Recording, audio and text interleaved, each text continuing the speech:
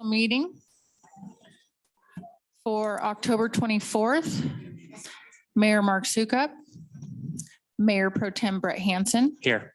Councilmember Lisa Lake, Councilmember Robert Oxmacher, Present. Councilmember Luke Wagner. Here. Thank you, Melissa. Welcome everyone tonight. We got a full house. Appreciate everyone being out here tonight. Aaron, do we have any amendments to the agenda? No. With that, we will move on to the next item of business, recognitions of our Citizens Academy graduates. For those not familiar with it, this is I believe it's a 6-week crash course, Aaron, 6 weeks, right? 7 weeks. Okay, great. We've stepped up the intensity. Where you have a number of people from the community that sign up and get the chance to learn about the town's operations, police, fire. I believe you met with fire this year, finance, planning commission, the whole gambit of town operations. So we congratulate those who attended and got the chance to learn in this experience and participate.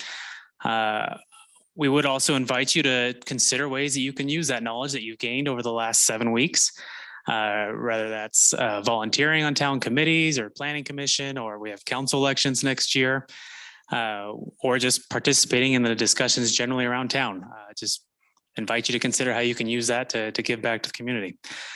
With that, we'll go ahead and do some presentations here. We'll call you up. Picture. Invite you to then stay up here. We'll do a class picture.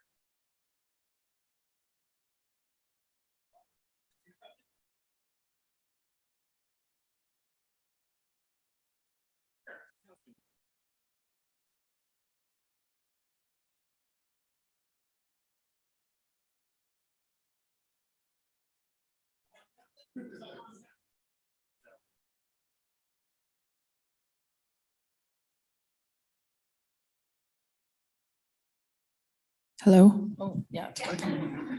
We're good. All right. First, we have Scott Marlowe. Come on up.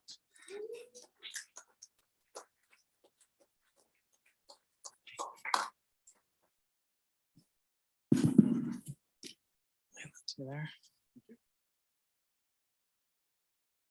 Congratulations. Thank you. Why don't you take a seat on the side there, or stand up there on the side, and then we'll keep going on the rows here. Sal Beals Gross.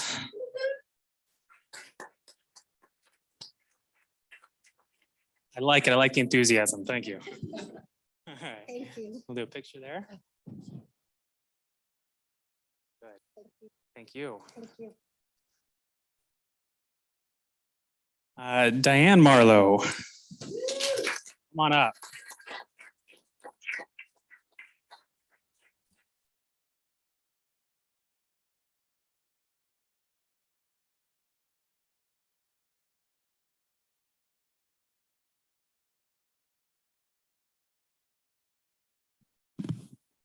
Linda Goulet.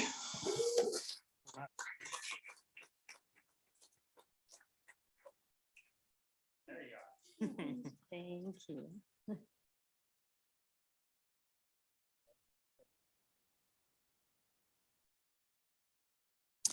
Drew Liebel.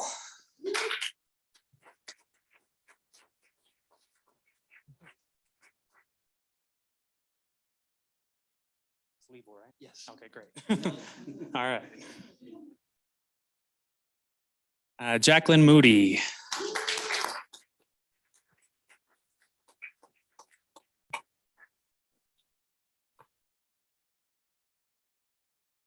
Thank you. Thank you. Janelle Maines.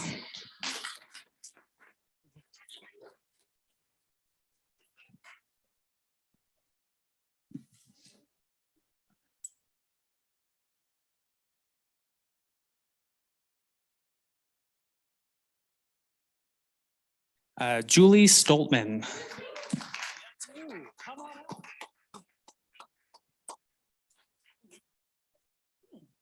We're best friends now. You know, that's a good night. Thank you. Lynette Bianchi.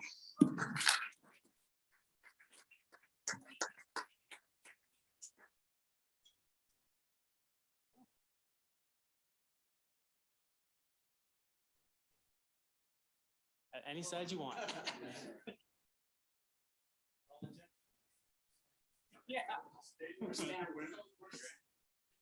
Denny Jackson.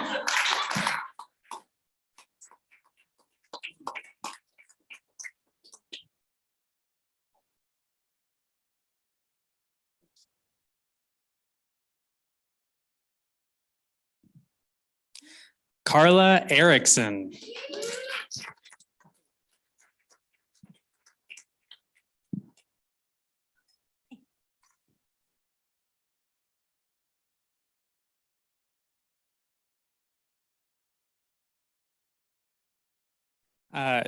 Jean Tassone. Tassone. Thank you. All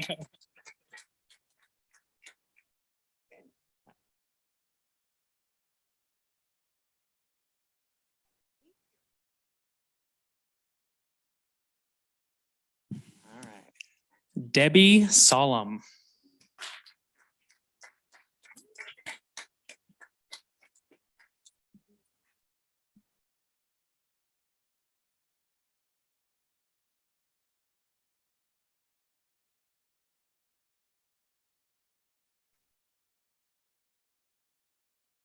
Renzo Bianchi.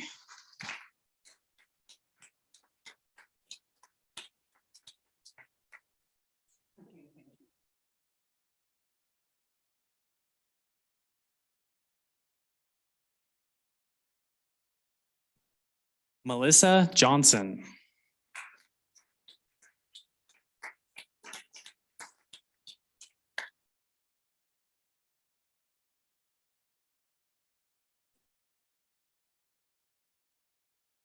Rachel Wood.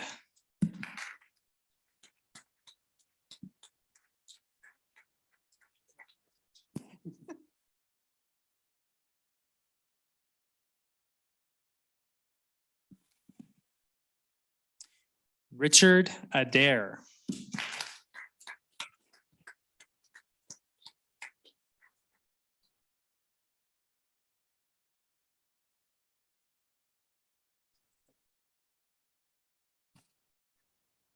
And Sally Kammer.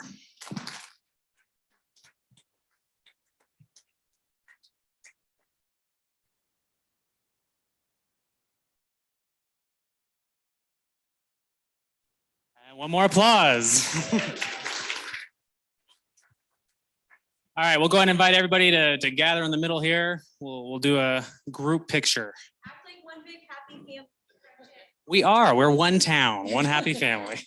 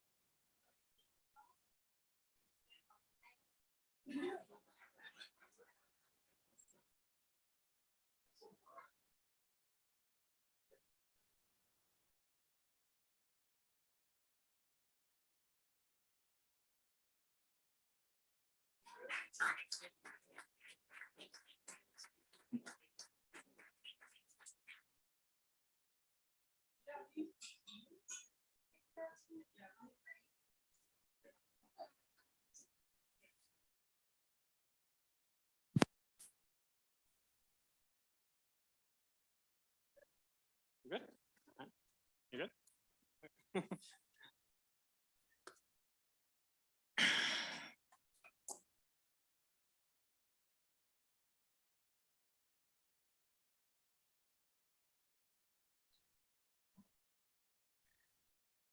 All right. So again, thank you for everyone that participated in the Citizens Academy. We look forward to continuing with this tradition. I think I've pretty much always heard positive feedback about this experience. So appreciate everyone that's willing to take part in that. I also want to acknowledge staff and their contributions and volunteer time or extra time, we should say, with helping out with the Citizens Academy. With that, we'll move on to the next item of the agenda, public comment. Melissa, do we have anyone signed up? I don't have any general public comment. Okay. And then we will move on to reports. Council members, any reports today? No. Okay. We'll move down the staff reports just to see if there's anything to add there. Finance report. Lisa, anything to add to the report? Okay. Dawn or Justin on the engineering report. Yeah, the first thing is to figure out the microphone. So Great. here's 7 weeks. So really enjoying it. Very impressed with the organization from top to bottom. Really do want to thank being able to transition with Don. He's got a lot of history here, 10 or 12 years, big shoes to fill. So I appreciate being able to drink from the fountain instead of the fire hose. That'll help me a lot. So appreciate that. Great. Thank you. Community development report. No additional comments from Mr. Blakely. All right. Chief, anything to add to the police report? All right, thank you. With that, we'll move on to the consent agenda. Any comments or anything to be pulled? Good. Then I'll go and read off the items of it. The consent agenda as presented consists of the approval of the October 10th Town Council meeting minutes, the October 6th check register, resolution number 61, series 2023, a resolution appointing Wendy Newlin to the Planning Commission. Resolution 62, series 2023, a resolution approving the purchase of a Ventrac tractor from Mac Equipment. And resolution 63, series 2023, a resolution approving fee exemptions for the Poudre School District. Do I have a motion on the consent agenda? I will move to approve the consent agenda. Do I have a second? Second. All those in favor? Aye. Any opposed? The consent agenda passes unanimously. Moving on to items of business, business item 7A, a resolution approving the amended and restated service plan for Southwest Timnath Metropolitan District, numbers 1 through 4, and consolidated service plan for Southwest Timnath Metropolitan District, numbers 5 through 7. Carolyn. Thank you. This is continued from the last public meeting of the council, and we have had a request from the applicants to continue it indefinitely. So, but it is listed as a public hearing, so we're going to go ahead and open the public hearing. I will open the public hearing at 6:13. I have nobody signed up to speak, and I will close the public hearing at 6:13. So then it would be appropriate for council to make a motion to continue this item indefinitely. When it is rescheduled for a public hearing, the applicants will publish the notice and provide the notice to all of the landowners that need and taxing jurisdictions that need to get copies of the notice. Thank you, Carolyn and Melissa. Do I have a motion from the council? And move to table item 7A indefinitely. Do I have a second? Second. All those in favor of tabling the motion, say aye. Aye. Any opposed? The motion is tabled indefinitely. The resolution approving the amended and restated service plan for the Southwest Timnath Metropolitan Districts and consolidated service plan for the Southwest Timnath Metropolitan Districts. But before we move on and get too far away, I would just like to acknowledge, we passed it on the consent agenda, but Wendy Newlin is moving from an alternate position into a full voting member. And I just didn't want that to go unnoticed, because certainly appreciate all of her work as an alternate. And I just fully support her being a full member there, and wanted to give the opportunity to officially welcome her to her voting position there. Thank you, Robert. And I agree. Thank you, Wendy, for your service there. Item 7B, ordinance number 16, series 2023, and ordinance amending chapter 8, article 5 of the Timnath Municipal Code regarding expired license plates. Carolyn. Okay, thank you. So this one is an ordinance that would amend the town code to add a new criminal offense and the reason a new traffic offense. Currently, if you have an expired plate, that is just an offense under state statutes, not under town code. So when the police department sees anyone with an expired license plate, what they have to do is write that as a ticket into the county. And this would now allow those violations to be considered in the town's municipal court, excuse me, and the fines associated therewith would be paid to the town of Timnath. Thank you, Carolyn. Melissa, do we have a public hearing on this? Yes, we do have a public hearing. I will open the public hearing at 6:16. We have nobody to speak. I will close the public hearing at 6:16. Thank you. Council, any questions regarding the ordinance? Go ahead, Luke. I just want to ask, I have two questions. Excuse me. The first is there a reason we're bringing this to municipal court now, or why hasn't these types of tickets been brought into municipal court before this resolution? The town has adopted the model traffic code, and that does not list this as an offense. So this is only listed as an offense under state statute for having an expired plate. So that is why the town needs to separately adopt this independent from the model traffic code. However, the general provisions about licensing are going to parallel the state statutes. The level of the traffic infraction and everything else is consistent with state statute. Basically, what it does is just make it a town offense as well as a state offense. Thank you. I was just hoping we could have so once this goes in, it'll go into our municipal code. And I was just hoping we could have a refresher. So if citizens want to see where the code will go, what's the best place to find this as a resident? The Town of Timnath Municipal Code can be reached through our website. It's hosted through MuniCode.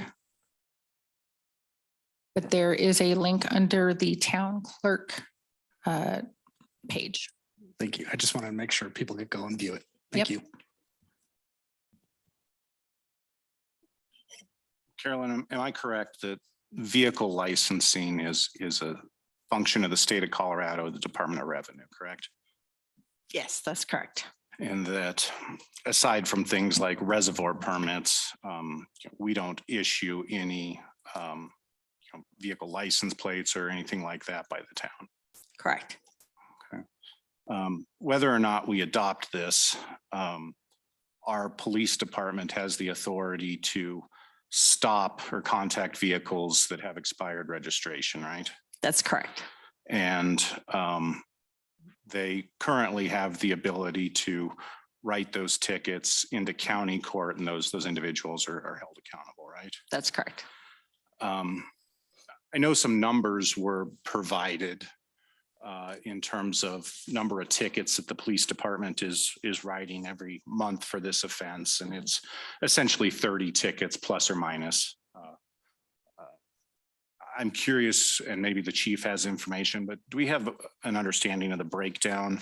Are those Timnath residents that are getting tickets, or are they folks that just happen to be passing by on Harmony or other, kind of commuter traffic? They could be any combination of motorists. So out of town residents or in town residents. I understand the state has an interest in making sure that vehicles are licensed. What's our town interest? Why do we care? It's purely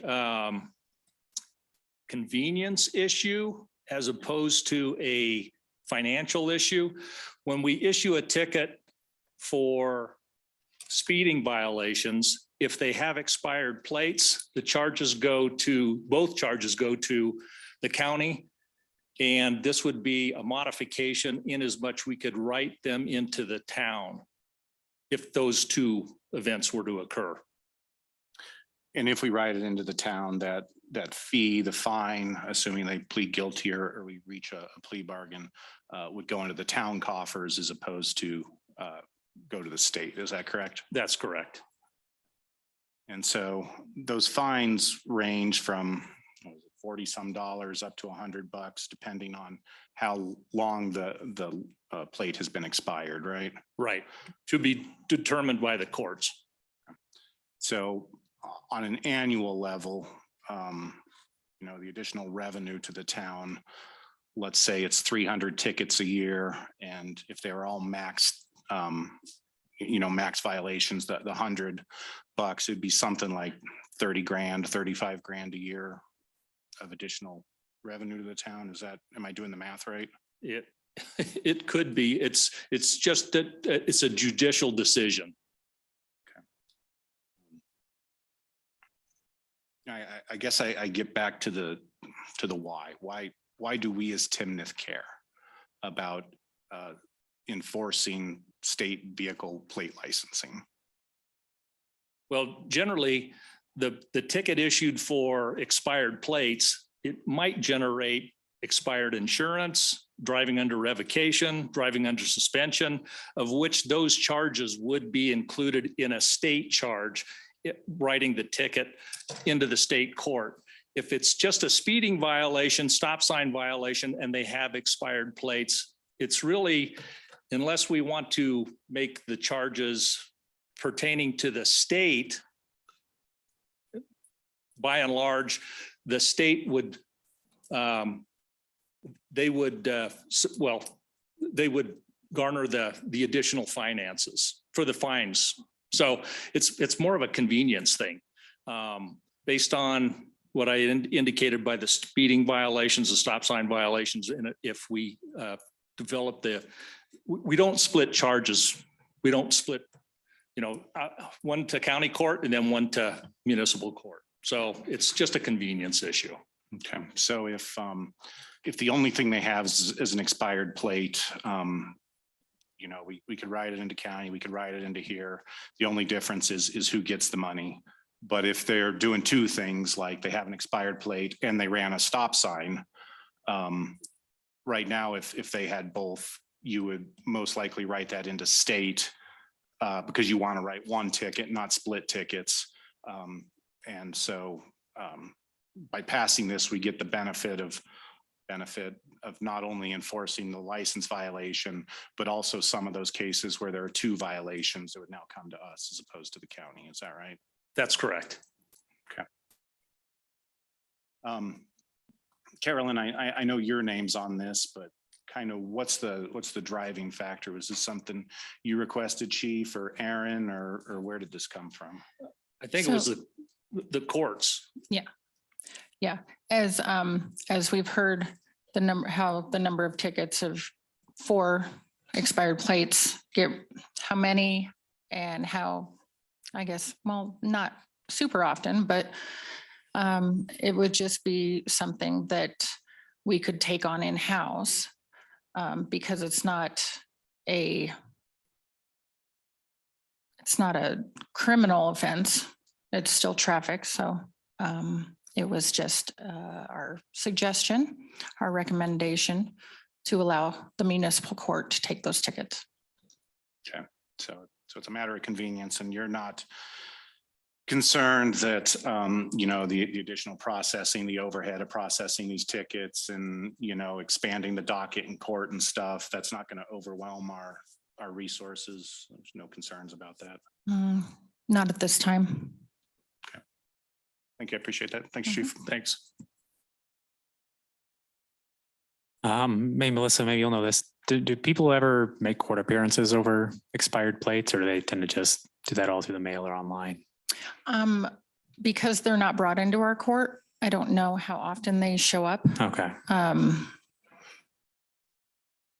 would imagine most people just pay them, but I don't have that information. Okay. But if a ticket were written into the state, they would have to go to a courthouse somewhere else as opposed to coming here, correct? Correct. Okay.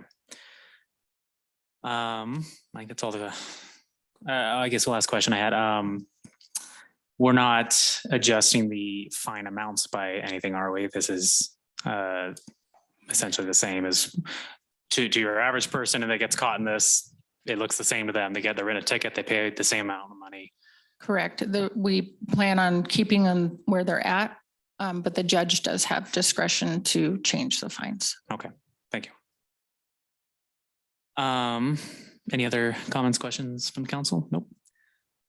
All right, with that, do I have a motion on the ordinance?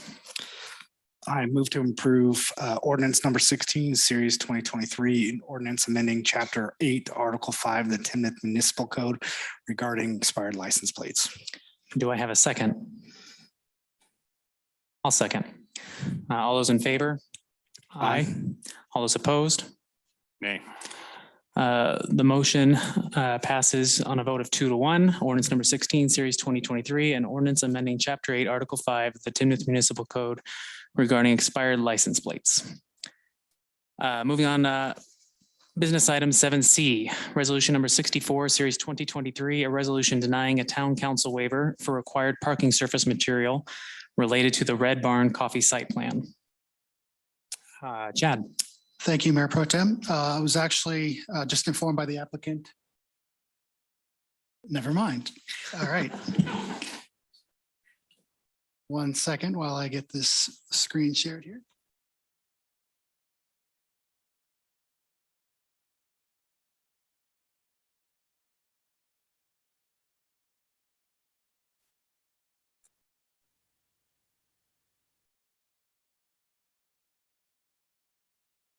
All right, thank you. So item 7C is a waiver request to modify a parking design standard contained in the Timnath Land Use Code, specifically related to the surface material for all required parking, driveway areas, and primary access to parking facilities related to the Red Barn site plan.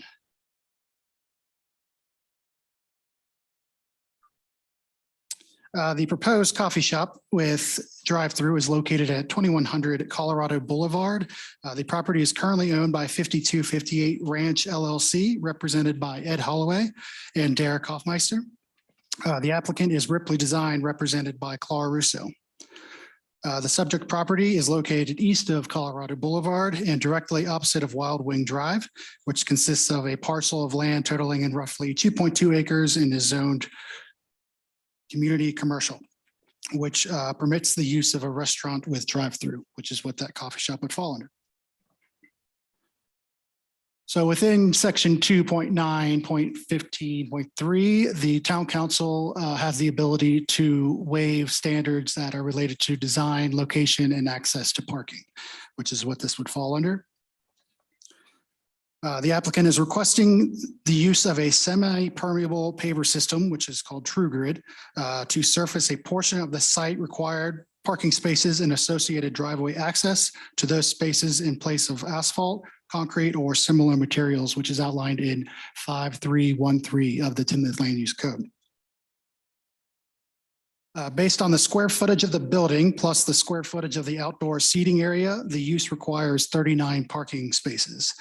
The request by the applicant team is to pave 33 of those parking spaces with concrete. The remaining 6 of the required spaces by code would be surfaced in this TrueGrid surface alternative, which utilizes gravel and grass within a plastic grid paver system. The applicant is also proposing an additional 18 spaces to be surfaced in this TrueGrid material that would constitute as overflow parking for the site. Staff has reviewed the TrueGrid material application and determined that it does not comply with code section 5313A.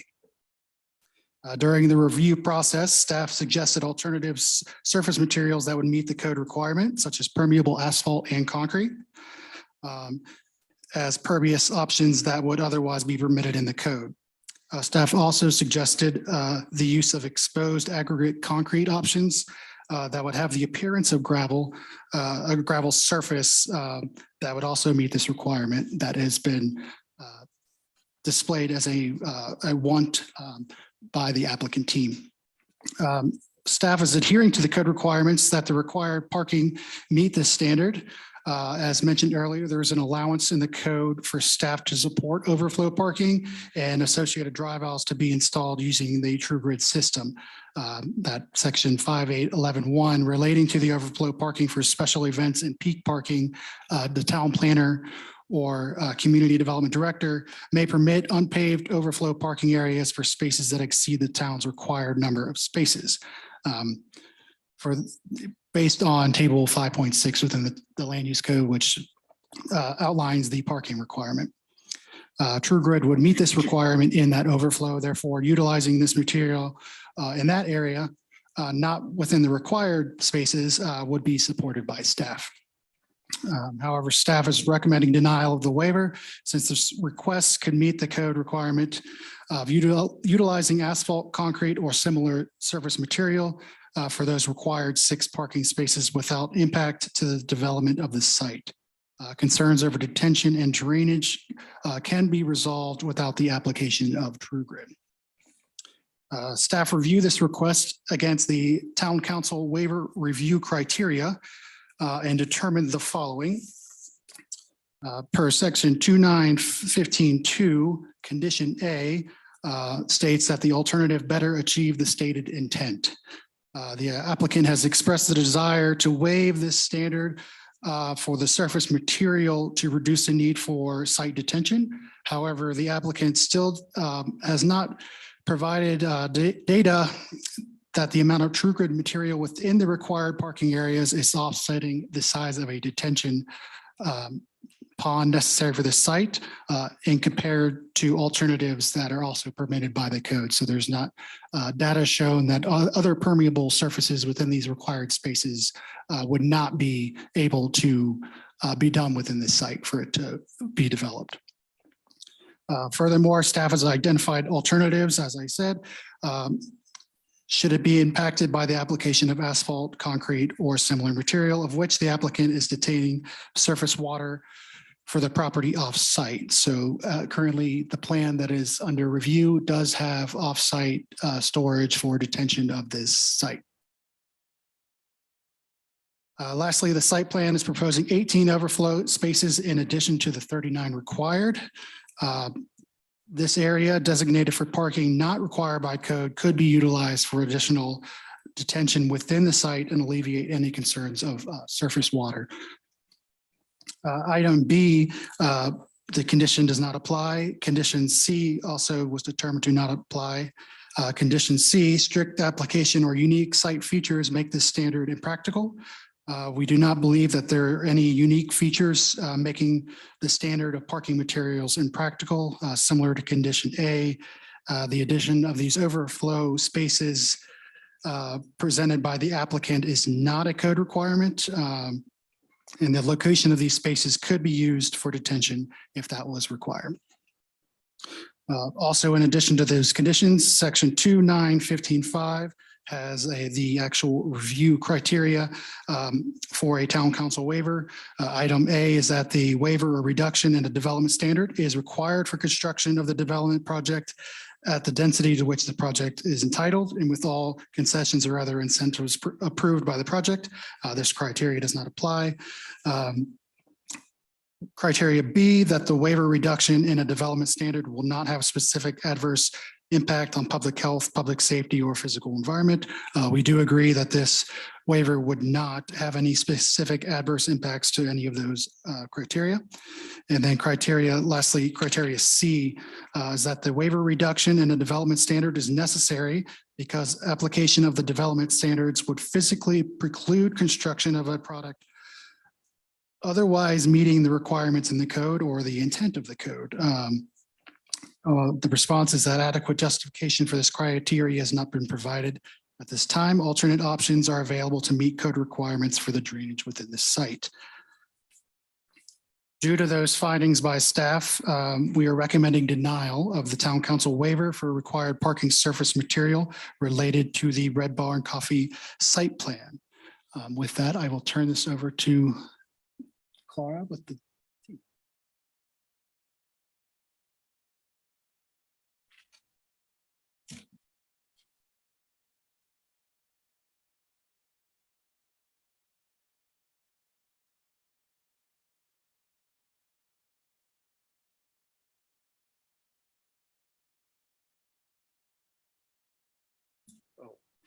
Where the arrow points. Okay, thank you. Thank you, council and staff. Like to talk about the vision of our project. It's a family project. We're an ag area and we met with some city officials 2.5 years ago to see if it would be a welcome idea for the town of Timnath. And their comment was that they were looking for something that would bring to Timnath the old Timnath feel, and that this project probably would fit into that situation. With that, we proceeded and we've been open with planning as to what we're trying to accomplish. And we're trying to maintain an agricultural feel to the property. This isn't a metal building. This is a recreation of a barn that was there that was built in 1920. We were going to move that barn to meet all setbacks requirements. And after tearing into it, decided that was not a good idea. It was not square. It was an old dairy building. And so we called the town and said, we're not going to be able to move the old barn building, but we're going to replicate the building and the same footprint of the building. And that's what we've done. And with that, we were doing this all under a Weld County permit while we're going through the process, which we were open with planning about, and they knew that. And we're still under the Weld County permit to this day. Should be finishing up on that permit here in the next couple of weeks, possibly. But we're trying to maintain an agricultural feel, and our request isn't a cost issue. In fact, True Grid costs more than concrete or asphalt. It is environmentally friendly for the water that absorbs through it, drains, acts as a filter. It's just a side note to that. The fire department has approved it for the weight of their trucks. It's used in many larger municipalities throughout the country that are tired of the cement jungles that are being built under commercial developments.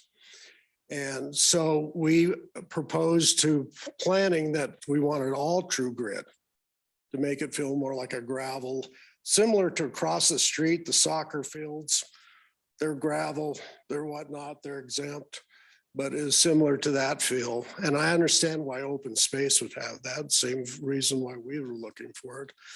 But it looked like it was dead on arrival and we were tired of battling over the situation. So we went ahead and laid out our development with 33 parking places under concrete and an additional 18 under True Grid plus the 6 to fit it in. To put the 6 in, we've got to almost triple the concrete because of the driveway, the back outs, everything. And it's just not simply 6 parking places in concrete. It's the whole shebang of moving it in. We've got plenty of concrete on our site. We have a vision corridor to the east. It's all ag.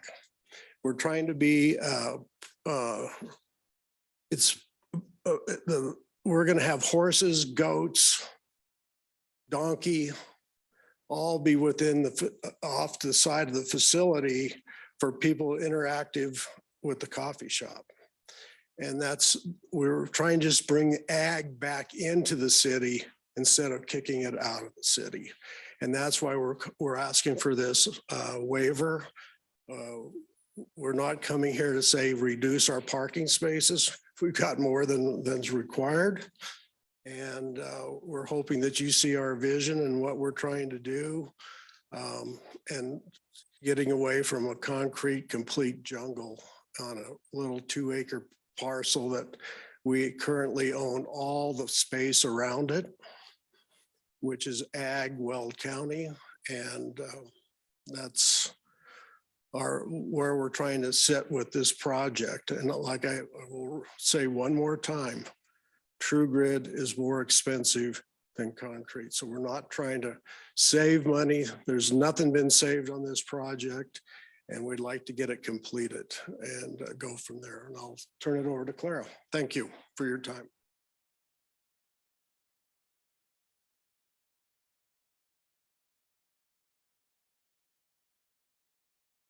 Good evening, everyone. Is this a little better? I tend to be really far away from the mic somehow. You're good. Thanks, Ed, for kind of describing the vision here tonight. And as I'm going through this chat, I'm going to have to prompt you a little bit, but I think we're ready for the next slide. Adding some color, I suppose, to what Ed just shared with us. This is kind of the formal vision. Pedro's Coffee Shop. That's Pedro actually out on the property. Next slide, Chad. And a quick shot of the original barn built in the 1920s. So that's what you see on the left side of the screen. And then on the right side is the architectural rendering of the site, of the building as proposed today. Really kind of grounding us in the vision here is just some character images, really kind of describing what we're after, and that's that rural aesthetic. As you can see here in the foreground, we have that that sort of gravel feel that Ed was describing. And so with that, I'm going to spend some time drilling down on the real details and the code application of the waivers. But before I do that, I wanted to quickly touch on timeline. Our team entered the development review process in November of 2021. We amended the comprehensive plan in October of 2022. So probably remember us from back then. We have since annexed and rezoned, and that was in March this year, and we have been engaging in the site plan review process for about 12 months. A lot of hard work has gone into this, and we're finally here tonight, and we'd like to present to you our justifications for the waiver. And Chad, you already covered this, so we can skip over that. We are actually here for two waivers, and my presentation is, I want to avoid it being too redundant, but right now we're going to cover the interior design of the parking lot. And at this point, I think it's important to note that when the land use code was written, it was understood that there may be many occasions, or there may be occasions when a project is a good fit, but for various reasons did not meet a specific standard. And so the waiver criteria in the land use code section 2915 allows for an evaluation of the waiver request on a case-by-case basis. It also allows for creativity in design. Staff is in support of the landscape buffering standards, but we wanted to focus more on the interior design of the parking lot. So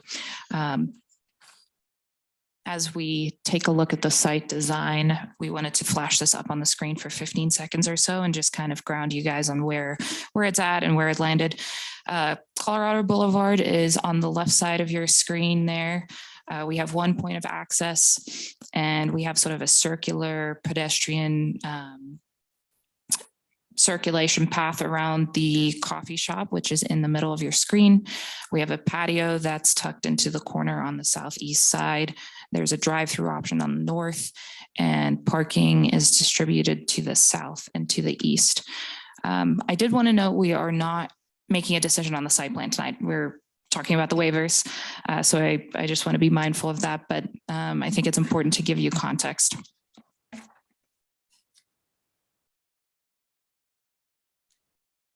Chad, do you mind going? Oh, here we go.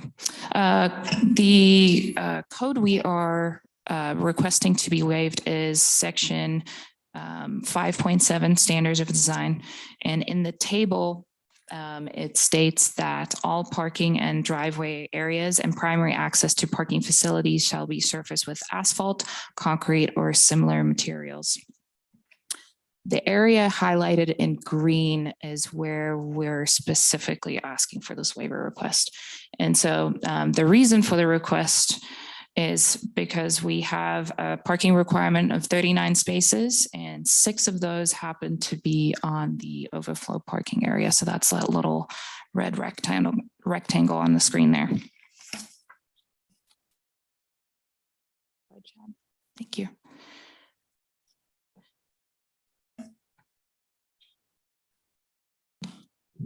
Per the land use code, so section 2.915.2 states that any waiver must meet one or more of the following conditions. And Chad kind of did a high level overview of those already. We are arguing that we meet justification A, which states the alternative better achieves the stated intent. And so I think it's important to just kind of go over what the purpose statement says in the code. And I'll kind of read it off the screen. To ensure that new development, renovation, and reconstruction are designed, sized, and sited to achieve functionally efficient, economically productive, and pedestrian-friendly, aesthetically pleasing development, which contributes to the stability, vitality, and long-term livability of the town. These standards are also required to promote the sound environmental stewardship and public safety. We are making 3 points to this justification. So we're saying that TrueGrid promotes the agrarian homestead and compatibility with the adjacent landscape. We are also saying that it is environmentally sound. It reduces flooding, enhances stormwater quality, and reduces toxins in the runoff. And it is also safe to the public. It's an accessible surface and rated for fire truck access. Kind of drilling down on that compatibility piece, the first justification we're making, TrueGrid promotes the agrarian homestead theme, and we'd like to recreate this image of Red Barn in 2019. And Chad, next slide. And not this. We certainly don't want to be Costco. Red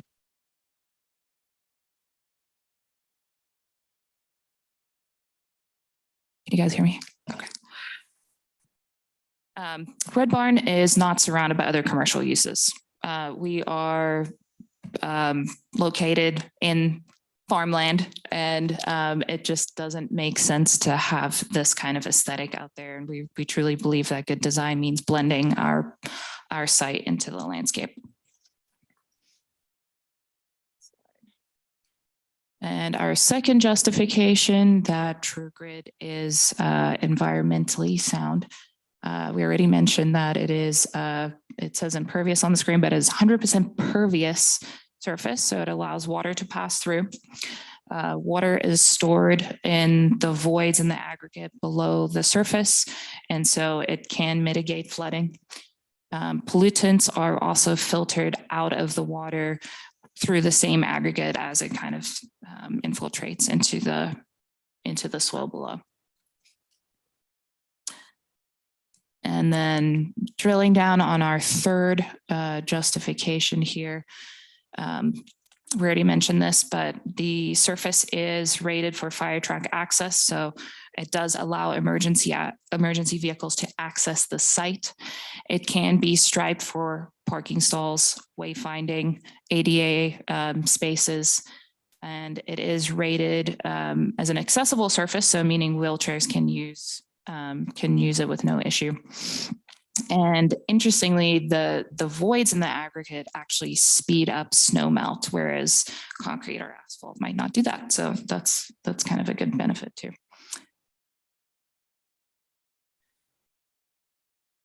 So that's our 3 formal justifications, but we did want to leave you with some other considerations. And at this point, I also want to address some of the points staff made. The maintenance of TrueGrid is pretty low and not necessarily more intensive than concrete or asphalt, so that shouldn't be a concern. The owners have also accepted full responsibility of maintaining the TrueGrid and installing it correctly. They will also be responsible for any future repairs and for any needed snow removal. While we appreciate recommendations from staff, porous concrete and porous asphalt just do not blend into the landscape as we'd like. So kind of bringing us back to that compatibility piece. And then lastly, I wanted to speak to the detention concerns from staff. Our team acknowledges there have been a lot of conversations surrounding detention, and it was a really challenging design piece for our site. And ultimately, it's not our drainage. TrueGrid is not our detention strategy. We found some other creative solutions for that. As Chad had mentioned, that was something that came up. We're not using it for detention, but we choose to still move forward with it because it is more compatible with the surrounding landscape.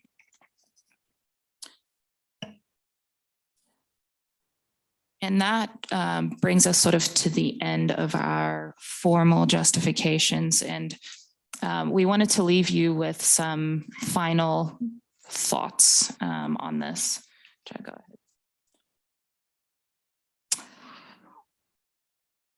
In summary, we are, do you have the other two slides in there or no?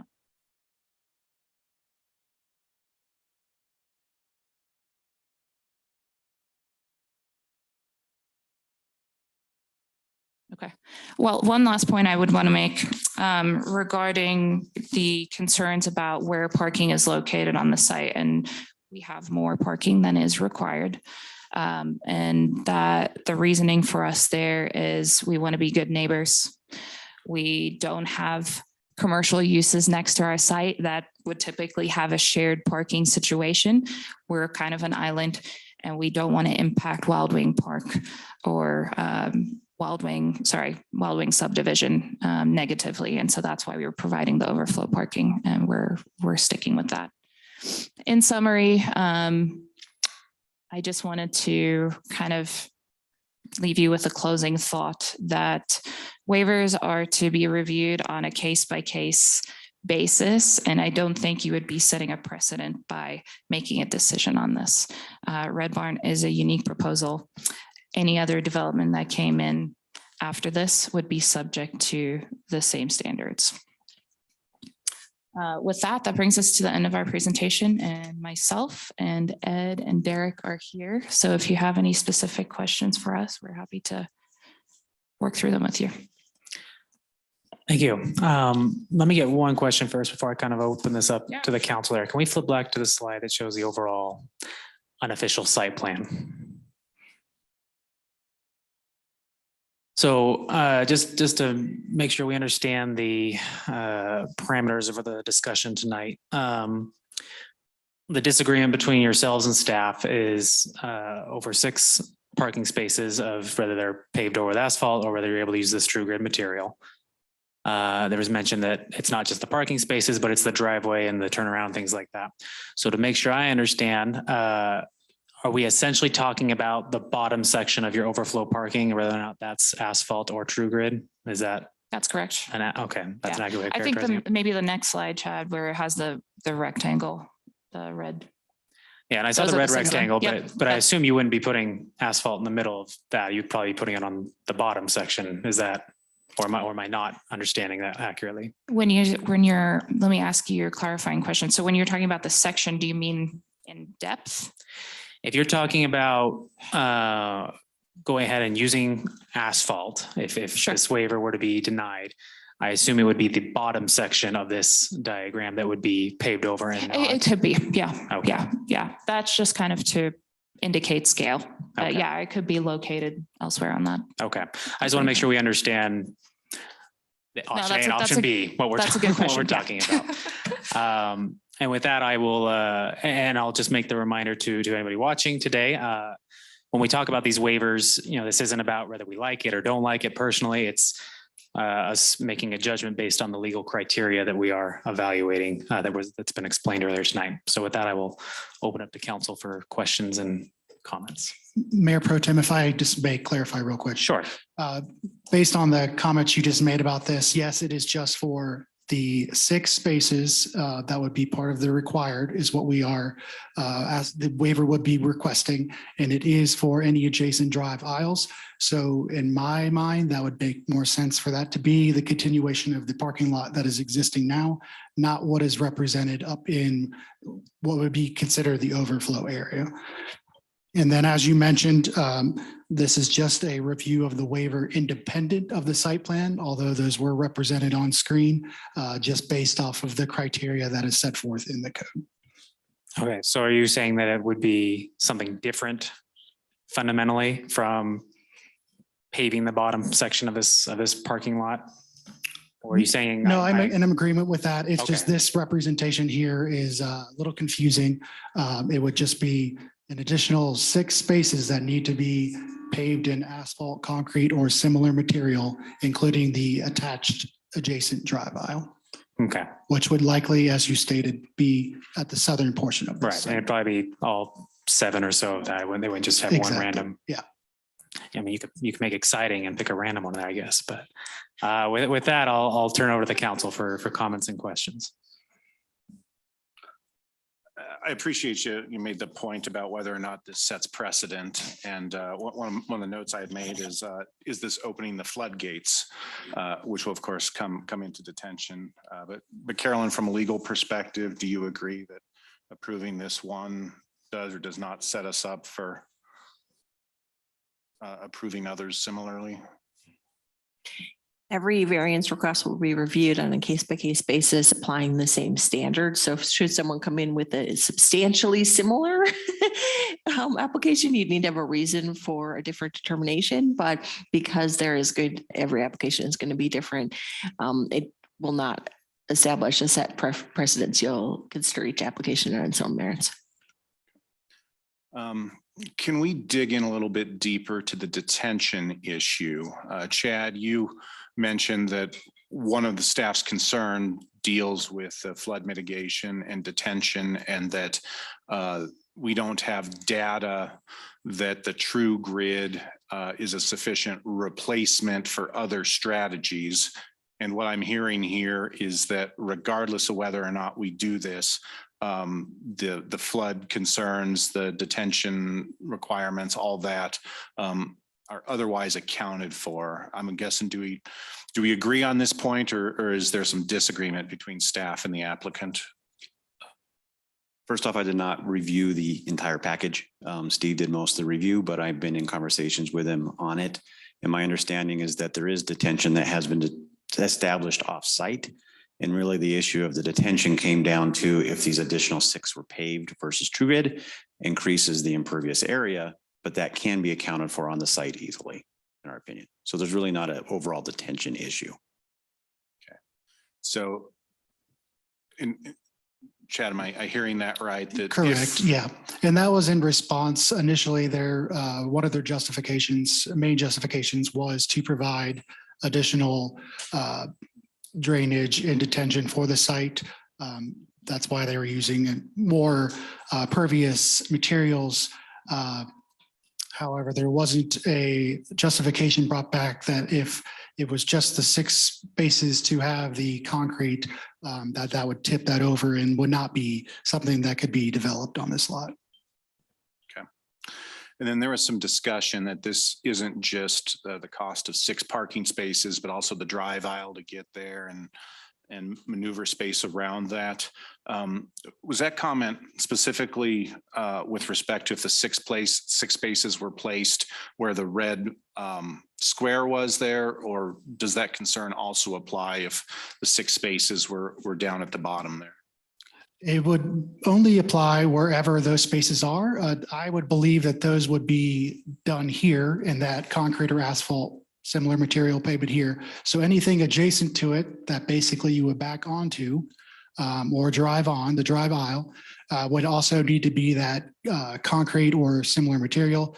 Anything that is an overflow per our code could be a pervious material such as True Grid, and staff would support that for anything over the required spaces.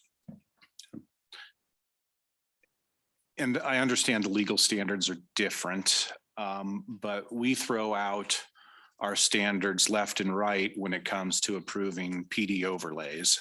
And we often do that without the benefit of kind of a specific plan in terms of, you know, how these modifications to our standards are actually going to be applied. When I see this, I go, this seems well thought out. You know, it does seem to have some environmental pluses. It does seem to have some aesthetic pluses. And I think to myself, 6 parking spaces is, you know, what, a 15% modification. I don't know, not a huge deviation from the standard. Those are some of the things that are going through my mind. Am I looking at this wrong? No, that's a fair point. However, when I'm reviewing this against criteria, the code does not have a place for the aesthetics or the intent of a property. So I'm kind of just reviewing it against what that code is. And if I were to put this in any commercial space within the town without a justification over that this is meeting the intent or the aesthetic feeling that we were looking for me, that would be hard to justify for other developments coming forward. But that's where partially where staff's input came from. Yeah. I mean, I look at this, we're putting a commercial development in the middle of a field, right? And in some ways, we're really excited about that. Like, this is a neat idea. It would be, you know, kind of Timnath unique, maintain that character. And so we've already, you know, done things like amend the comp plan and amend the zoning to try to make this work. Just, you know, is this somehow different than those steps that we've already taken to try to blend this commercial and agricultural feel? I would say no. However, there are some concerns from staff on the actual True Grid material itself. There have been others, although it is fairly new. We did meet with the representative or a representative of True Grid to kind of get a little more information about this. There are a few sites within Fort Collins that does utilize this. And after a visit with those sites, there are some concerns of the upkeep and the overall maintenance. There's some heaving and some of the gravel is just removing. It just, there were a little bit of concerns with that if that were also to be discussed tonight. Okay, I was going to ask about that. You know, there's some discussion, some information in the packet that from a maintenance perspective, it's nice because you can just swap out a small portion of it if it gets damaged or whatnot. But do we have any information on the durability of the material compared to concrete or asphalt? Has it been around long enough? Do we have data that tells us about that?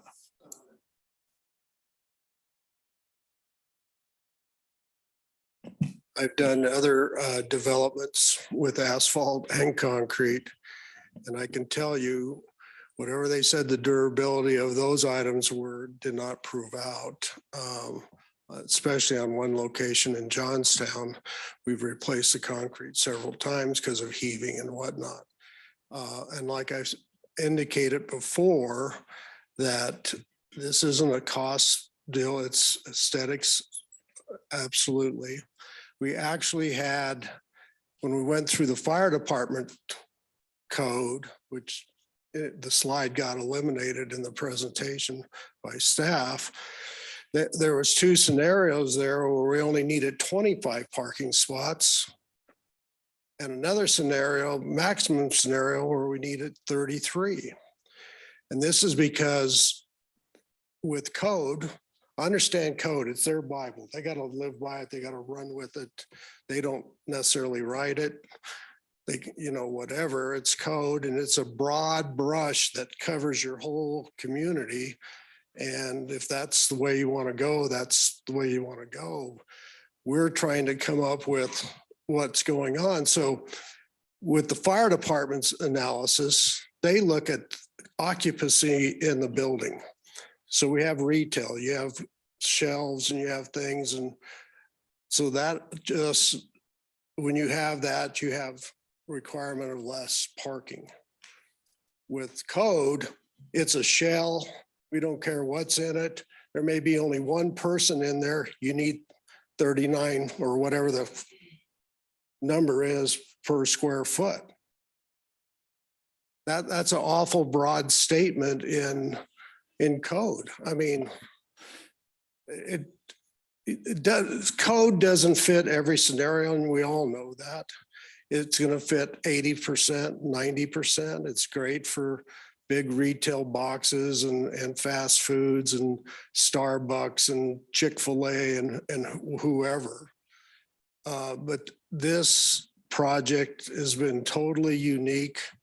And I think staff's heard my comments about when we were talking landscaping and a few things, is that we're bordered by ag.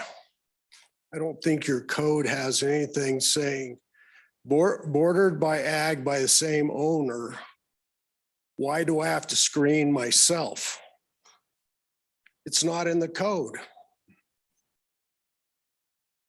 To me, that's, or if I got a waiver from offset owners saying, we don't want it screened, you're going to block my view.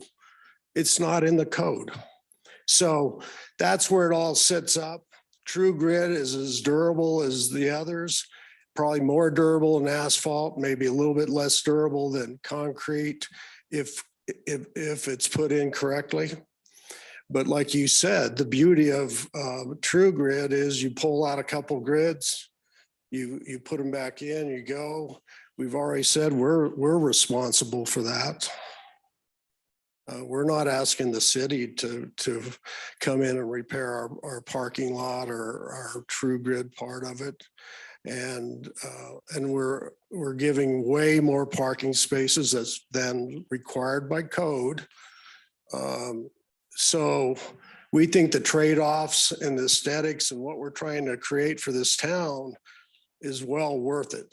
And I think from what we've had, the comments from the surrounding people, you're going to find a pretty high percentage of people who are very in favor of our project, what we're trying to do. When we're going to bring Pedro the donkey in for kids to pet, look at, do all those things. We started out with 12 chickens. We're down to 3. Hawk and a fox got them in between all this in 2 years. Some of them die off, but we'll replenish the chickens. But that's not in code either. So I guess that's where you got to lay it out where you want to put it out. And if, I don't think you're going to open up anything. And I think in future codes, you're going to start seeing this product coming in, not going out, because there's many places they have drainage issues, drainage problems on this location. None of the drainage impacts the city of Timnath. None of it. It does not go into any of your, it goes off into our property, down and into the reservoir. And that's why the environmental side of it's good.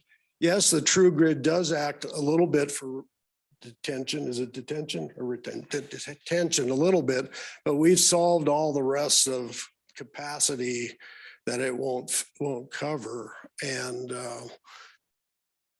I guess that's, where we're really coming from. We're going to honor whatever the board decides, and we're going to go with it. But we hope you see some of our vision and what we're trying to accomplish here.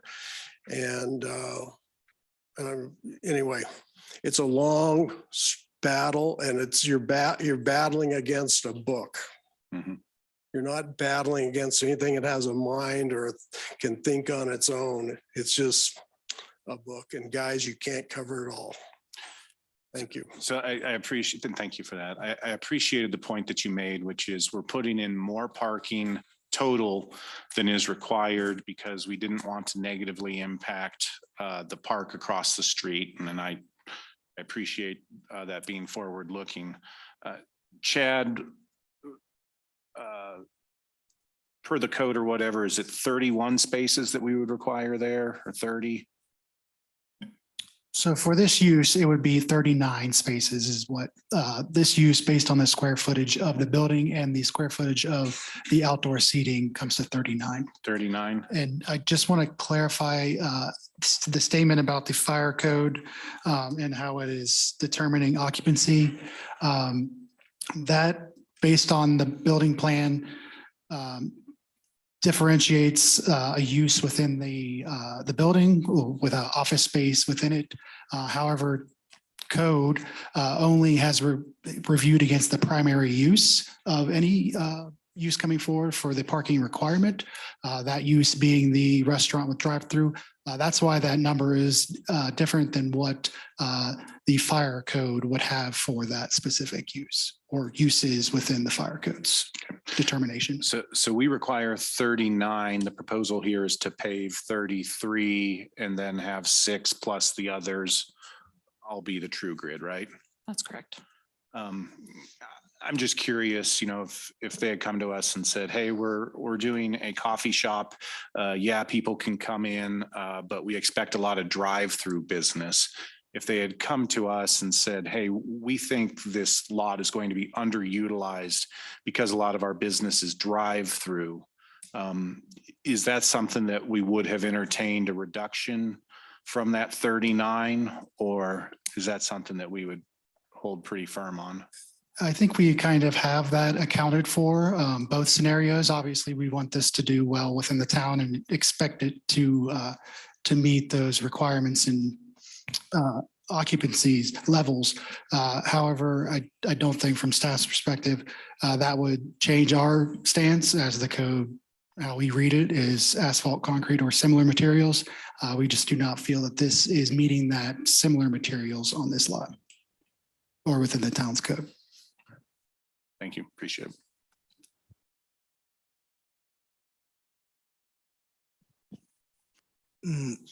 If you guys don't have any additional questions, you're going to move on to deliberation. We do have one public comment. This is an appropriate time. So. Oh, never mind. We're good. Okay, never mind. So Chad, and the review criteria A, it says here that alternatives have been suggested. What were the allowable alternatives that were suggested, and did you guys get any response back on those alternatives? Yeah, so the alternatives that we have offered as far as the pervious was there is a pervious asphalt application that could be done or a pervious concrete. In addition, there was the aggregate concrete that has the look of gravel. However, it is a solid surface. There wouldn't be gravel kind of strewed across the lot. That was one intended not as a pervious option, but as an alternative to get closer to that intent that the applicant and owner is looking for. That would meet the criteria that we have within a similar hard surface material of concrete and asphalt. So in criteria D, I think there's, the town staff believes the site does not present unique features that make the standard parking material impractical. But in this presentation, the applicant disagrees. Can you help me understand the staff's position on criteria D?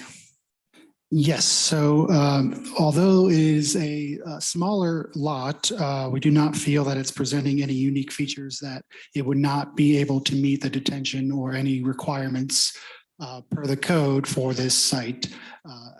The addition of overflow parking, which is good. However, that space that is utilizing is within the buildable area of the site, not encumbered by an easement or anything like that, that could actually hold detention should that be a concern. So ultimately, there's nothing about this site unique qualities that is preventing it from meeting the codes of this criteria. Thank you, Chad.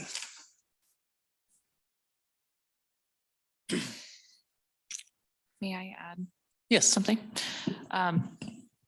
While the waiver criteria, we are making the argument for 2 items. I just wanted to remind everyone that we only need to meet 1. Thank you. I think my fellow council members covered a lot of the ground and questions that I would have had on that. Let's kind of offer my thoughts on this before we move to any kind of emotions on this. First off, I think staff is doing an excellent job in doing what their role is, what they should be doing. Their role is to follow the code, to act within their legal authority there, whether RPD overlays or waivers of any kind. They hold to specific legal criteria. So I think within the lens that they're looking through this, I agree with their approach on this. I also agree with the point that our code of necessity is written as a one-size-fits-all document. Sometimes I use the description with people when they are frustrated with a specific business and they get frustrated with the town and our votes here or there. I liken our role to sculpting the town with a sledgehammer as opposed to a hammer and chisel. It's a very blunt and imprecise process. So I am comfortable with evaluating things on a case-by-case basis. It seems like basically the arguments for the waiver came down to one, the practicality of the site, whether it was more practical to use this true grid or the asphalt was the first argument. I haven't seen anything that makes me think the true grid is necessary to make the construction of the site practical. It seems like it's a small number of spots, even with the extra concrete. I have a tough time seeing any significant impacts when you're talking about the overall site to drainage or environmental features, anything of that nature.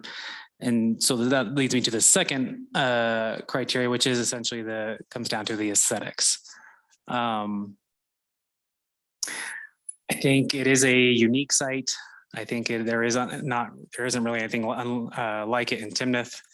The fact that we already have this mix of paved spots and true grid spots, and that we're kind of haggling over half a dozen spots, makes me think that really it could go either way. And if we're looking for an aesthetic that I think does fit within the general intent of our plan and code, I think I am inclined to agree that this would be fine to give to the applicant. So those are my thoughts. And with that, I will open up to any other thoughts, comments from my council members or motion or going from there.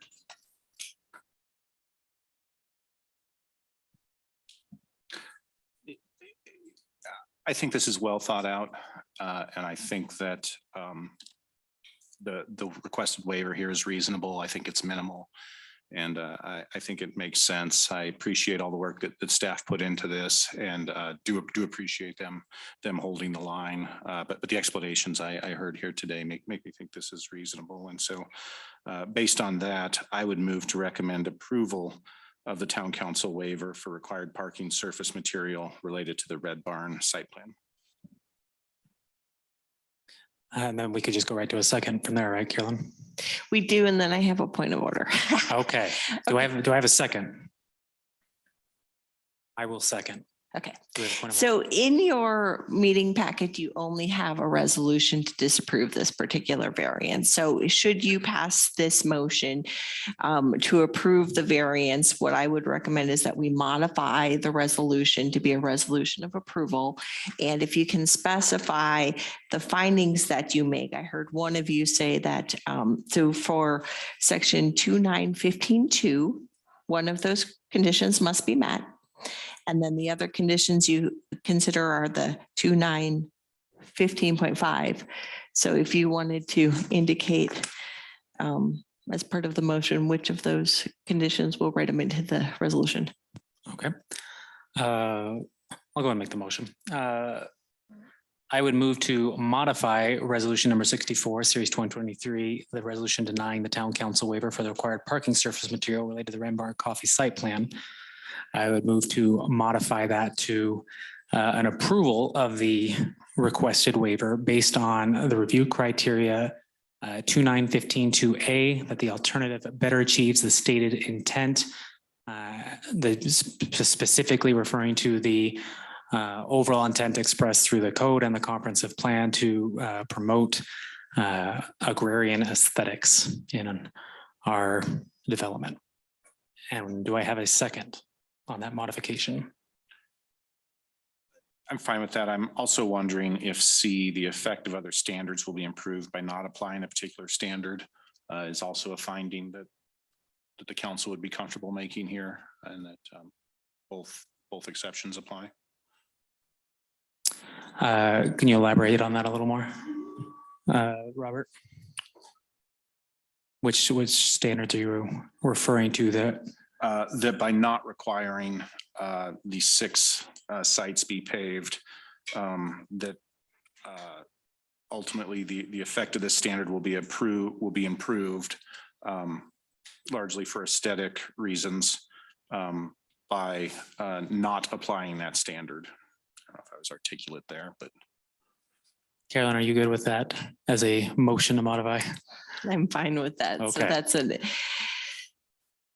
technically a motion to amend the motion, so we could second the motion as amended. Do we have a second to the motion as amended? I guess, was that my motion? I made the motion to amend based on Carolyn's criteria. So now we need a second. Okay, and I will second. Okay. All those in favor of amending the motion, say aye. Aye. Aye. Any opposed? Nay. The amendment passes on by a vote of 2-1. Then do we have a follow-up vote on this, Carolyn, or is that? Now we need a motion on the motion. All right. Do I have a motion? No, sorry, not a motion, just a vote on the motion. Okay. Do we have a That's fine. vote on the resolution as amended? All those in favor say aye. Aye. Although opposed? Nay. The resolution as amended, the resolution approving a town council waiver for required parking service material related to the Red Barn Coffee site plan passes by a vote of 2-1. Thank you. All right, with that, we move on to resolution item 7D, resolution 65, series 2023, a resolution approving a town council waiver of the landscape buffer yard requirements related to the Red Barn Coffee site plan. And I think we got the background of the site, so we can focus on just the specifics of this waiver. Got it. Yes. So item 7D is a waiver request to modify the screening and landscaping requirement contained in the Timnath Land Use Code, specifically related to the buffer yard 40 standards for commercial properties abutting county properties where the existing use is that of agriculture. The applicant is requesting a reduction from the code requirement outlined in section 5.7.73 F2D, which is buffer descriptions stating that a buffer yard 40 shall consist of a landscape area, minimum width of 40 feet, where every 100 linear feet of buffer yard, the applicant shall provide one of 2 tree schedules. Which are outlined here on the screen. So option 1 is 6 conifer medium trees with 2 shade trees for every 100 lineal feet. Option 2 is 4 ornamental trees and 4 shade trees for every 100 lineal feet. Strict application of this buffer yard standard to the site would require a total of 63 conifer trees and 21 shade trees. The applicant is proposing 27 conifer or evergreen trees and 18 shade trees along the boundary of the site. Therefore, the applicant has requested a waiver to option 1 by providing 27 conifer trees and 18 shade trees along the boundary of the site. This equates to a total of 45 trees compared to the 84 that are required, which is roughly a 53% application of that standard. Staff has reviewed the justifications provided by the applicant and agrees that there are constraints to this site that have an effect on the limiting of the buildable area for structures and landscaping within the site. For example, there is an existing overhead power line easement encroaching on a significant portion of the northern boundary. There is also an existing structure near the southern boundary line. And on the western boundary, the site has existing easements and the Timnath right-of-way that are encroaching into the property that has required the building to be shifted to the east and also to the south of that site. These fixed or immovable features have limited the building's footprint, and conversely, additionally, the required parking and circulation needed for the specific use, limiting that area available to comply with the buffer yard 40 standards. I would also like to mention that part of their justification staff does not support is for the requirement to keep it with the agricultural setting. Our evaluation was the ability to fully comply with this code requirement and not just on aesthetics. Staff has reviewed this against the town council waiver criteria. And again, I will go through that quickly. Per 2915.2, we do not believe that condition applies. A, B, we do not believe applies, and C, we do not believe applies. Item D, that strict application or unique site features make the standard impractical. As I mentioned before, there are restraints to the site, mainly from an overhead power easement to the north and limited spacing to the west and south that are following this application with the Timnath parking requirements. In addition, just would not be able to be met. Per waiver criteria outlined in 2915.5, we do not believe A is applicable. B, the waiver reduction or development standard will not have a specific adverse impact on public health, public safety, or physical environment. We agree that these would not have any adverse impacts on those. And item C, that the reduction in the development standard is necessary because application to the development standard would physically preclude construction of a project otherwise meeting the requirement in the code.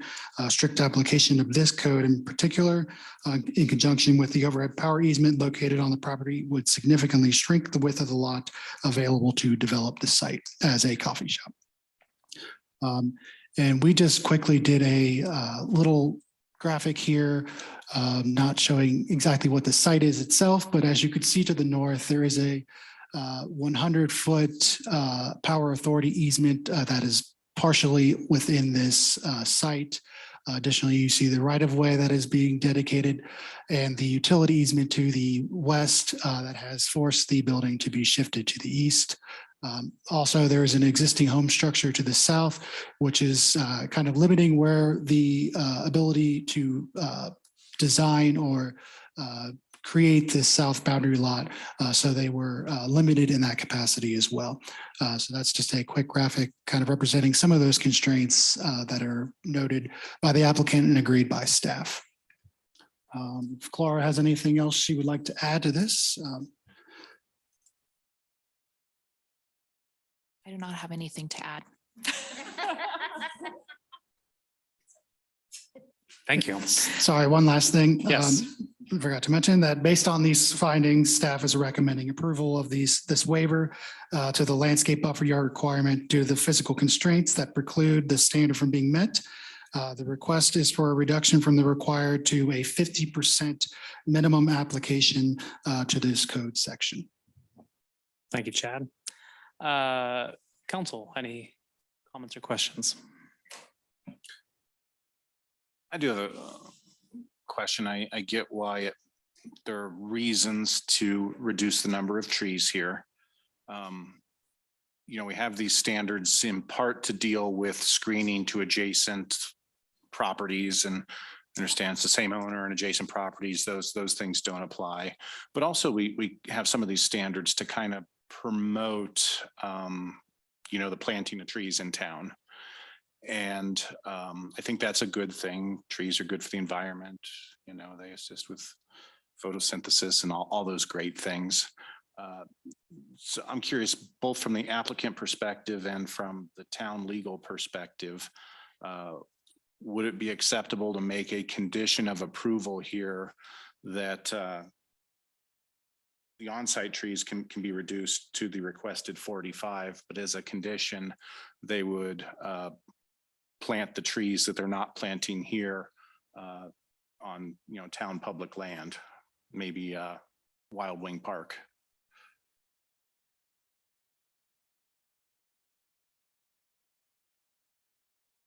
I think if the applicant agreed to that voluntarily, but I think that I wouldn't recommend that that be a condition of approval. But we could ask the applicant if they're willing to agree to that.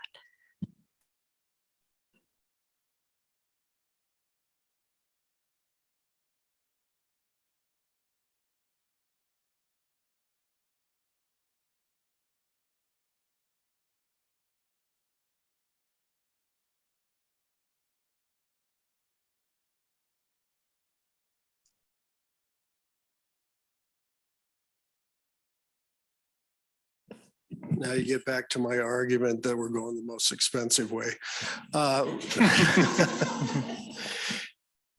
We would be willing to donate some money to trees across the street to screen us from the ballparks. No, we'd be willing to donate a certain amount of money in order for whatever. I mean, I will tell you, when you look at, if we would have been next to commercial, how many trees would we have to have? 6? I don't know. You don't need to answer that question, but it wouldn't be many. And so anyway, we would look at donating some money towards that. Yes. I appreciate that. And I guess I'll take I you at your word. I don't know if that needs to be an emotion. I don't know what that needs to be, and take our word on it or whatever, but we'll live by it.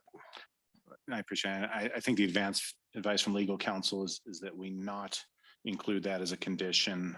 But I don't think you'd want that as a condition. well, I guess we'll more take you at your people word buying and have more people buying their way out than buying their way in. So yeah. Okay. Well, thank you. I appreciate your willingness to do that. Thank you. That's all I have. Luke, anything? Yeah, I agree that shouldn't be a condition. I'd say if you want to donate money for trees, that is your call. These for screening, and I don't see any need to require you to plant trees on some other property. So that is your call if you want to donate money for trees for the overall aesthetic of the area. With that, do I have a motion on resolution number 65, series 2023, a resolution approving a town council waiver of the landscape buffer yard requirements related to the Red Barn Coffee site plan? I move to approve resolution number 65, series 2023, a resolution approving a town council waiver of the landscape buffer yard requirements related to the Red Barn Coffee site plan. Do I have a second? I second. All those in favor? Aye. Any opposed? The resolution passes unanimously. Last item on our agenda, I believe, 7E, Resolution 66, Series 2023, resolution approving 2024 Ladera Business Improvement District Operating Plan and Budget. Carolyn. Thank you. So this one, as you recall, the town has approved organization of the Ladera Business Improvement District, which is on Ladera Phase 1 property, the commercial property only. And under the Business Improvement District Act, the Business Improvement District is required to submit a proposed operating plan and budget to the town every year for town approval for the next annual year. So the town council did approve a very similar budget last year in 2023, and the 2023 budget had shown issuing bonds in 2023. That did not happen. So instead, that's pushed to the budget for 2024. So the operating plan and budget you have before you was drafted by the attorneys for the district. And I believe that one of the attorneys for the district is on the Zoom call and available to answer any questions. And that's Nicole Pekoff. And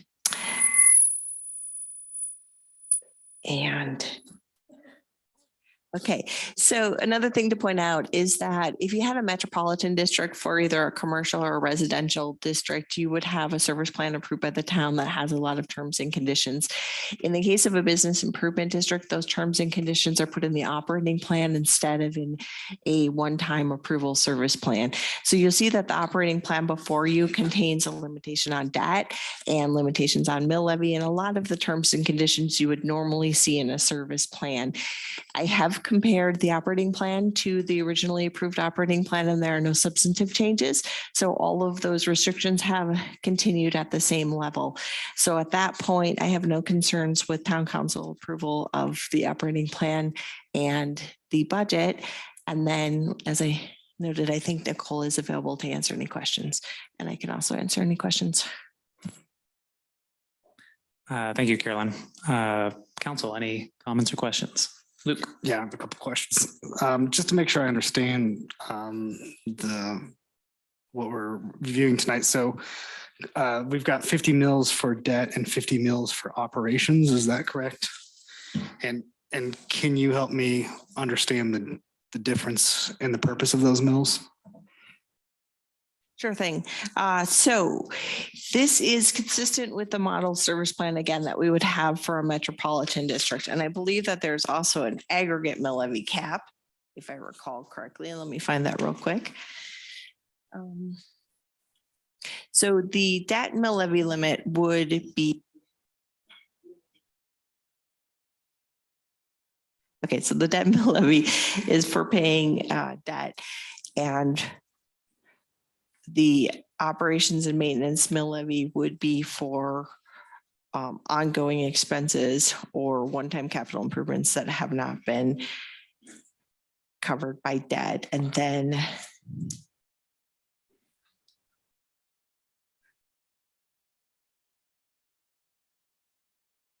yes, found it. Okay, not to exceed 50 mils in the aggregate. So if the BID were to impose a full 50 mils for debt service, they would have no mills available for operations and maintenance expenses. So they could then, they could choose instead to do 40 mils for debt and 10 mils for operation, but there is that aggregate limit. So they don't add on top of each other. Thank you, Carolyn. That was my first question. I was just making sure I understood that.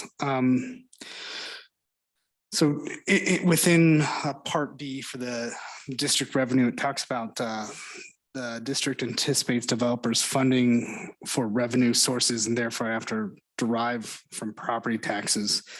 Can you walk me through what this means and are these paid back through the BID? Right. So when the BID was first organized, there was not sufficient tax base to be able to pay for either the debt or even the ongoing operation and maintenance costs. So the developer usually advances money to the BID through either paying directly for improvements that are later dedicated to the district or through giving the money to the district, which then finances those public improvements.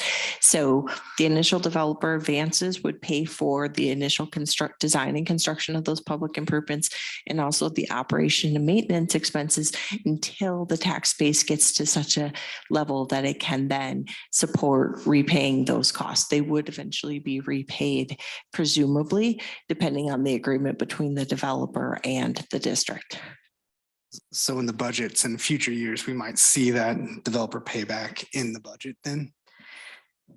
It might show as, so the bonds would be shown as being issued and then it might just be shown as a capital improvement cost as opposed to being shown directly as a developer advance. So if you look at, for instance, the 2024 budget, it does show capital improvements as a line item. Some of that may be actually reimbursement to the developer who had funded the operations, the capital improvement costs. So it will not necessarily specify that it's a reimbursement to the developer. It may just show it as an operation maintenance or as a capital improvement cost. Thank you. Question on, I guess it's page 143 in our packet. It looks like there's 6.3 for transfer of capital projects. 2.1 is going to bond interest expense, 7,000 going to the trustee. So 2.1 in expenses, and then got an ending fund balance of 4.1. I guess as someone who looks at the budgets, do we have any explanation just behind this, or is this just how they presented their budget and that's how we should move forward in this sense? Is looking towards, I guess my question is, is an ending fund balance of 4.1 going to be used in future years? Is that the intent of this? So this would be a great question for Nicole if you're in cyberspace somewhere to answer. My understanding is that 4.1 would go towards the capital improvements. Do we know if she's on the line? Yes, yep, sorry, just unmuting myself there really quickly. And so that 4.1 from almost 4.2 million would typically be the reserve fund. Most likely that will be required with this sort of bond issuance, whether it's a reserve fund and or a surplus fund. The amounts from the bond issuance that would be used for the capital infrastructure is shown in the page right before that for the capital projects fund. Thank you for that clarification. So to further elaborate, the reserve fund would usually be used to make the last few payments of that debt. So, or if there's a shortfall in a particular year, is that correct? To be used to make the payments on the debt. Yes, thank you, Carolyn. That's correct. So if the district didn't have sufficient revenues to pay the bond principal or interest, it's possible that they would use that surplus or reserve fund and then would be required, presumably under the bond documents, to replenish those funds accordingly. Thank you. Last question, and I just don't know, and maybe this is a question for town staff or you, Carolyn. When looking at budgets, I'm used to balance sheets. Is that something that we can request maybe in future years, or is that something that that we should just, this is kind of normal operating procedures, not to see a balance sheet? I think that the town could definitely request that going forward. If there's an annual report requirement that may include a statement of funds. Otherwise, I think we could request at the time we're looking at the next budget, or at this point, if that's something that the town would like to see. Thank you. So Carolyn, pursuant to the controlling statutes, today the board has the option of either approving this plan, denying this plan, or asking for more information. Is that correct? That's correct. So we could, if there was concern about the balance sheet, ask for that more information and bring this back on another event, right? Yes, I'd like the applicant's attorney to consent to that continuation because there's a requirement to review it within 30 days, but I assume that they would have no problem with continuing this until the next meeting. And we would have plenty of time under the statute to review that and approve it if so desired. Yes. They're not required to certify their mill levy until either December 15th or a little bit later. If Proposition HH passes, then it will, I think it kicks to January 5th. Okay. And then if the council were to deny this plan, what effect does that have? Well, I assume at that point, the BID would go back and revise the budget and try to bring a revised budget back to you. Okay. Luke, is that balance sheet something that you would like to see or? I don't think it's any reason that I would not vote for it tonight. I would just think it would be helpful in the future. I just like to see if we're going to be approving things to have a full picture in that sense. And so I think tonight I'm comfortable with, after hearing Carolyn's explanation and the lawyer's information on the phone, that I'm comfortable. I just maybe like to think about it for next year so we can have a better idea of the financial standing of this business district. Maybe Nicole can speak to that even without having the statements. My understanding is that they have not issued debt yet, so it's probably a fairly simple financial statement at this point. Yes, that's correct. The Business Improvement District qualified for an audit exemption for 2022, and then it will qualify as well for 2023. And so there's been very limited expenditures and very limited revenue to the state.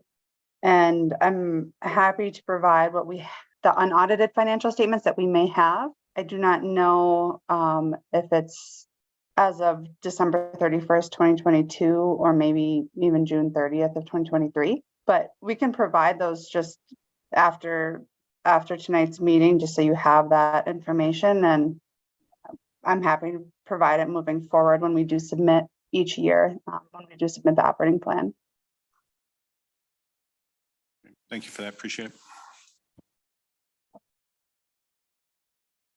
Yeah, I would suggest that if the council ever does want to push things back or deny, that we do need to give very clear guidance of what issues we would like to see changed. So the applicant so the BID can have a quick resolution of whatever those concerns are.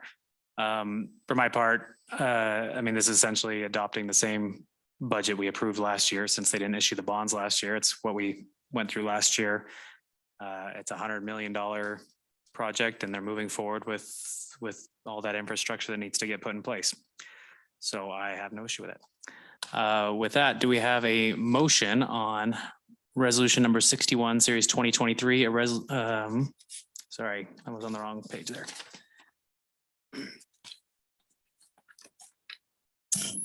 Resolution number 66, series 2023, resolution approving 2024 Ladera Business Improvement District Operating Plan and Budget.